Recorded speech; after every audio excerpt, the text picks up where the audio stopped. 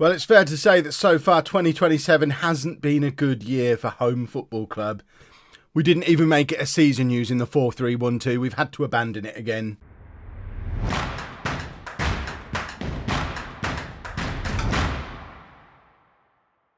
Hello and welcome to part 79 of It's Coming Home. I'm Kevin. Coming up on today's episode, we are away against our old rivals Chester and then at home against Bolton, both in League One.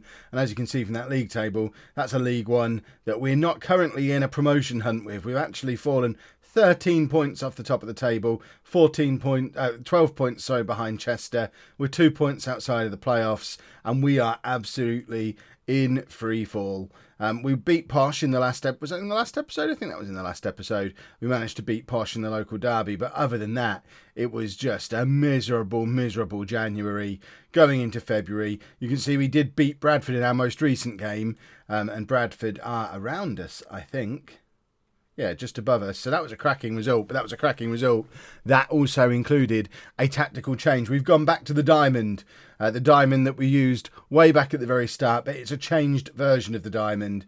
Whereby we have taken what we've learnt about gegenpress from non-league to legend. And applied it to a diamond formation.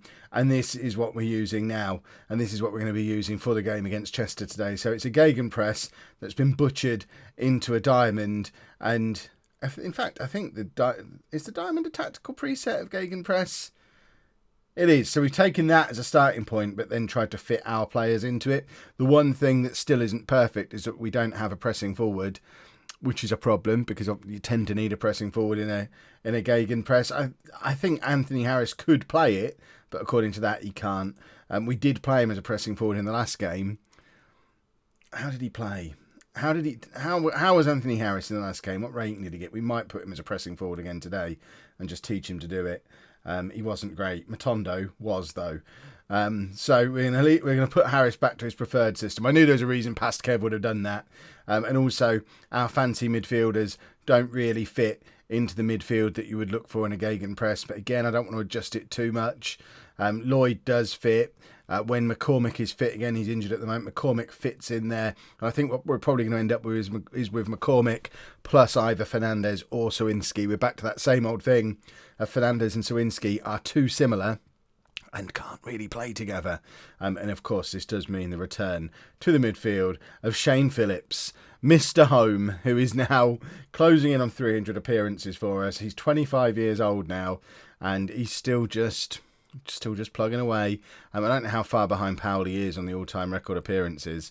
Quite a way behind. Goodness me, Mick has played some games for us. But his goal-scoring form that he showed in, was it the last episode or the one before? That's kind of gone off the boil a little bit now as well. So we're going to go with this. It's definitely a work in progress. Oh, and we signed a defender as well. Igor Vujicic, a 32-year-old Montenegrin former under-21 international with 3-star current ability, who's never played in England before. Spent most of his career in Montenegro with a little bit of Serbia and Poland and a missing 10 years or 9 years. So I'm hoping on that basis. The last time I saw a player with that kind of gap was Noah Okafor in non-league to legend, and that worked out okay. So I'm hoping that Vujicic is going to work out just as well. The reason he's appeared the way that he has is because now we've moved up a little bit. We have started to make some adjustments to the leagues that we've got. So we previously just had the whole of England loaded down to tier 10. And as we've gone up, we've removed tiers from England and we added in Wales and Ireland for a bit, but we've now taken those out or in the process of taking them out. We're starting to add in some of the other European nations now. And just as we move up, basically, by the time we get to the Premier League, we don't want the whole game to be skewed towards England. We want there to be good players from other nations. So we're adding in all of your main superpowers are on their way in. And we are deleting Wales and Northern Ireland as part of that. Is Scotland already gone? No, Scotland's there. We're keeping Scotland. But I guess as part of this reshuffle, it's for some reason loaded some extra players from Montenegro. And Vujicic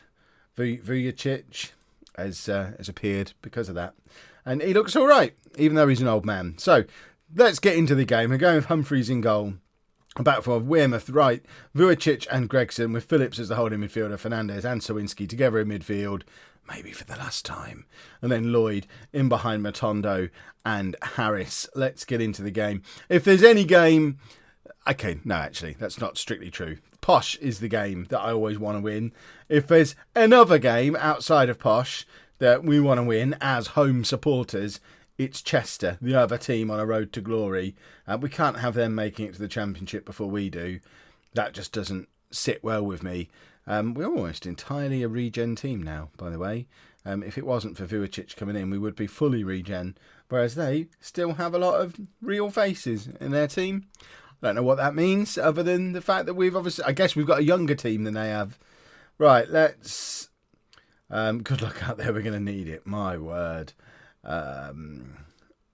Recent form standings have Chester in 6th, while we're 17th. It's time to start improving. I think that is pretty fair. Although Chester do seem to have turned themselves into a decent team this season. Again, I mean, they're always a decent team. It's probably more the fact that we've fallen off the pace a little bit. But then, again, you could argue that we're actually roughly where we've been in recent years as well. So I think they're just a better team than we are at the moment. Humphreys just about manages to claw that out from what it looked like a certain goal. We got away with it a little bit. But if this gegenpress does work, which is a big if, I know it worked against Bradford, but I think any change would have had a positive outcome in that Bradford game, because we'd been using the 4-3-1-2 on controlled possession for so long, and it had got so bad that the media had started saying I was stuck in my ways, wouldn't try anything out. I changed to the diamond with the gegenpress, and the media report after that was actually saying that I'd gone back to my old diamond. Well, it's nothing like the diamond, the home lump diamond that we used way back at the start. It's a diamond shape, but other than that, there's very little similarities between the two systems. But I'll let, if the media think that's what we've done and it's going to allow it to work, then I'm happy. They're focused, which is a bit of a problem because we're not very good and they've scored. Offside, anyone? It felt offside, but apparently it wasn't offside. Oh, let's have a look at it from the other angle. I mean, it's not. Okay, he's offside. The guy who actually scored isn't. We need 10 minutes of passion to finish off the half to see if we can drag ourselves back into the game. We just haven't really looked competitive at all. And I think doing the gegenpress thing is going to be a problem because we don't really have the fitness levels for it, as we've shown there by starting to tire before the end of the first half. I know we're underdogs here. Go out and give... Oh, actually, we've got the chance for some revenge. Let's try for some revenge in this second half. At least I've got my mug that says that Kevin is an absolute top bloke. Give thanks for his awesomeness. So I assume this was gifted to me by the home fan club, presumably before this current run of form. And the coffee in it is good, but our form isn't. And we can't lose 2 games into a new system. We need the new system to just work, because I don't know what my next step is here.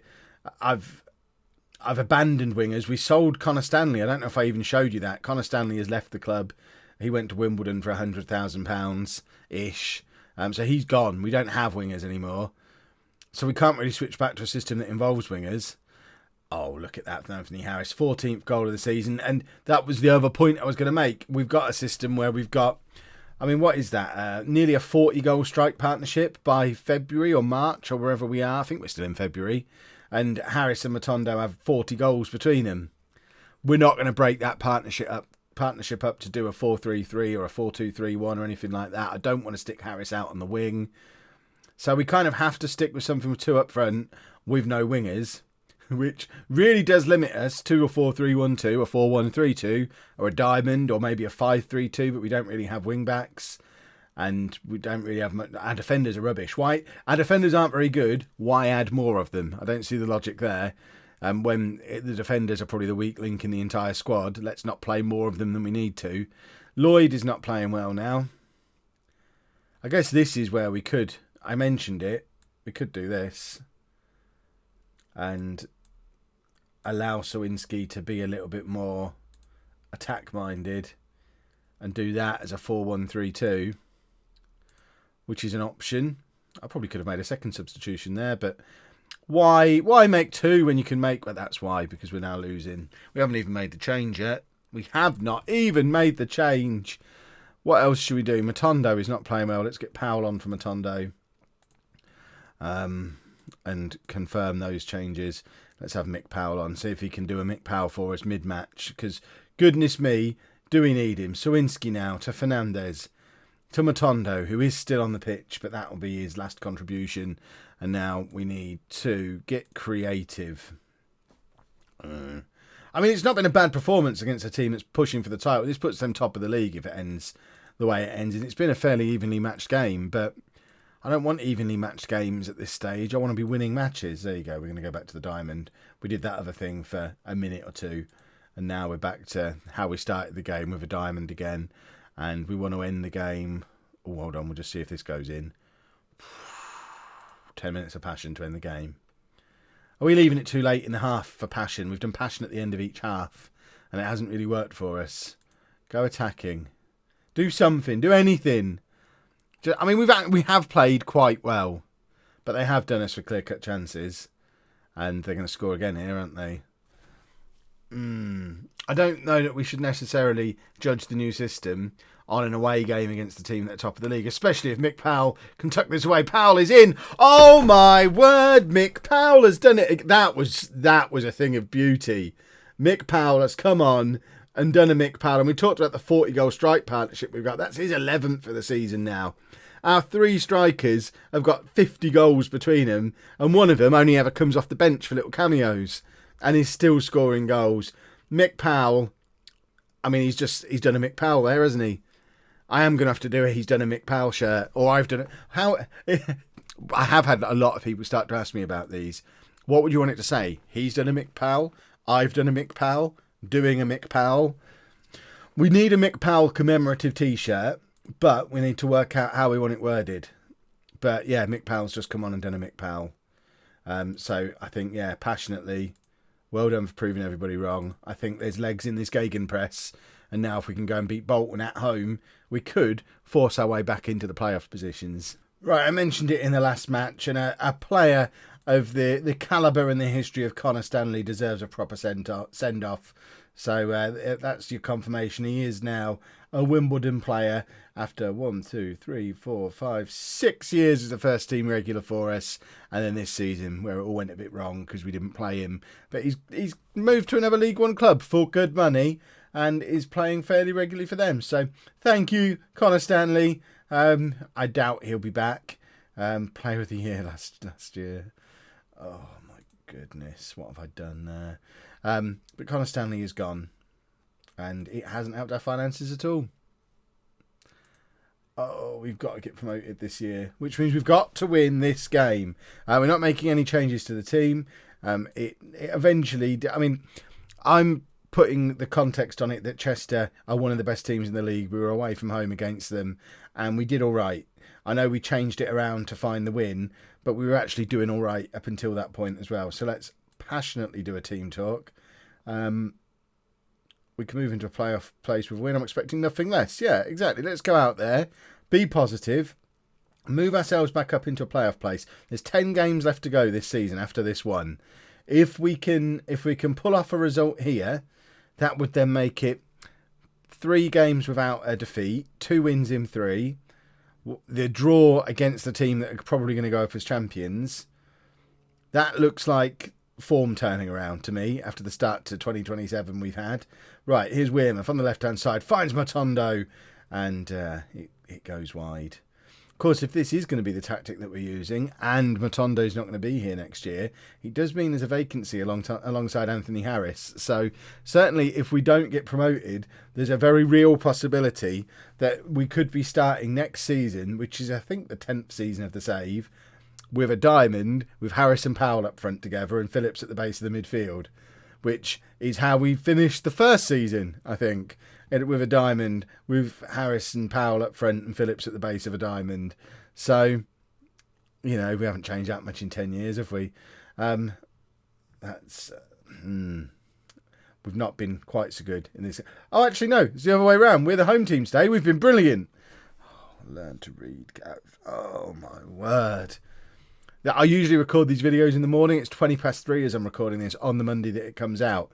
I do not function properly in the afternoons. You think I'm rubbish most of the time. My word, when I try and record a video in the afternoon, I'm a broken man. My best work is at 8:30 in the morning, not at 3:30 in the afternoon, that's for sure. right, we have been the best team. Let's go out there and we just need the goals in this second half. If we can grab a winner puts us back up into the playoff spots and starts to give us a little bit more momentum. So that's what we've got to do. We've got Mick Powell sat there on the bench ready to come on and try and do it. I can't name another episode. Why is Vujicic taking the corner? Because it was a brilliant corner. And Shane Phillips, of all the people, our 5'9" holding midfielder has scored a header. Our centre-back took the corner for it. That feels like it was the wrong way round, but it fooled everybody. Phillips towers over his marker, and it's Holme 1, Bolton 0 just at the start of the second half. Is that pronounced Vujicic? Because I realise I'm saying it the same way I said the last Vujicic I had, which was my goalkeeper last year, and now I'm confused. And Bolton have immediately come back to us with an equaliser. It was a free kick from the edge of the area, and it's another headband. Headbands are everywhere since the update. I don't understand it. Is there a lot of headband in actual football these days? I've not really noticed a huge surge in the use of the headband in football. So I'm wondering if Football Manager have just figured out how to do the headband. Because I don't remember it being in the game before. But it's everywhere now. Headbands everywhere. Right, Harris is coming off for Powell. So Powell gets the opportunity to play with Matondo this time. Lloyd, another disappointing performance from Dean Lloyd. Perhaps he can't play in this system, which is a bit of a problem. But we're going to do the same change that we did last time. In fact, shall we? People have been crying out for this all season. Let's try David Sawinski in there and have McCormick in there as the Carolero and just see if this works. Let's have 10 minutes of passion with it as well and see if Sawinski can play as an attacking midfield player. He hasn't been training there, which you'd think he should have been, but he hasn't been. I wasn't that impressed. Were you impressed? Nah. Bakinson, can he go there? Let's drop him back here then. Stick him in between the two, if I can actually get him in there. So you can do the exact role that I want from midfield. I actually want him to do that. And let's get creative. Come on, lads. Attacking. It worked in the last game. Let's go attacking. We've got some last minute Mick magic. Here we go. We've got a throw in. This is going to be the last attack of the game. We've got 30 seconds left on the clock. It's Bakinson. Falls to Wearmouth. I thought he might just turn and tuck that away. We've still got 20 seconds left. It's a big ball over the top, aiming for Wearmouth again, but it doesn't get there. And it's now with Shane Phillips, who finds McCormick. 15 seconds left. McCormick's just tipped over. How is that a goal kick? That must have hit the crossbar. It looked like the keeper saved it, but it was the last kick of the game. And we finished the episode with 2 draws. I think we were unlucky. I don't think we're going to force our way back into the playoffs this season, though, which is problematic for the financial future of this football club because this new chairman does not put money into the club the way Sir Enoch Nuhu used to. And another season at this level could be serious financial implications, which is a bit of a problem. Working on the assumption we're not going to turn our form around, we're probably just going to come back tomorrow with the last 2 games of the season because we're probably going to finish mid-table. If form does pick up and it looks like we might be having a bit of a exciting run in, we might come back a little earlier. We might go halfway between the two, but I think there's a pretty good chance it will just be the last couple of games of the season tomorrow, and then I need to really work out over the summer what we're going to do next season to try and get out of this league. If you've enjoyed that, please make sure you leave a nice big thumbs up on there for me. Subscribe to the channel for daily Football Manager videos. And thank you very much for watching.